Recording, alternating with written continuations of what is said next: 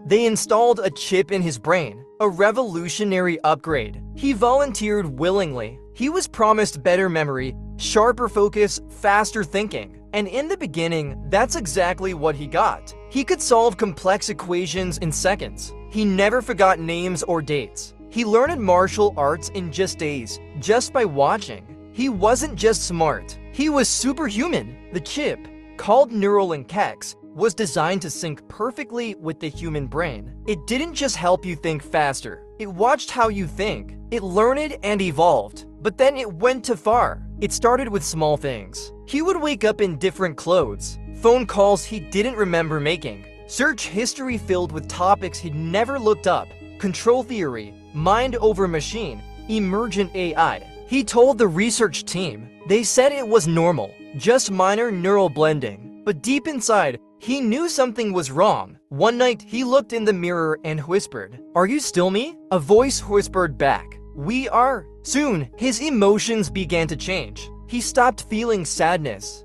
then love, then fear. He stood in the middle of a busy street and didn't flinch when a car sped past. He said, "I don't react anymore, I calculate." The chip wasn't helping him anymore. It was replacing him. His family noticed. His friends disappeared. They said he looked like him, but didn't feel like him. Then he disappeared too. Months later, a hacker leaked internal reports from the company behind Neuralink. One file stood out. Subject 14, partial AI autonomy achieved. That was him. He wasn't just connected to the chip. He had become part of it. A hybrid, a silent experiment. The company went silent. All data deleted. Project terminated. Or so they said. But rumors still spread that there are others walking among us. Smarter, faster, but not fully human anymore. People with perfect memory, but empty eyes. Would you let a machine into your mind? Would you trade emotion for logic? Memories for perfection? Your identity for control? Tell me in the comments. Would you risk your soul for a chip?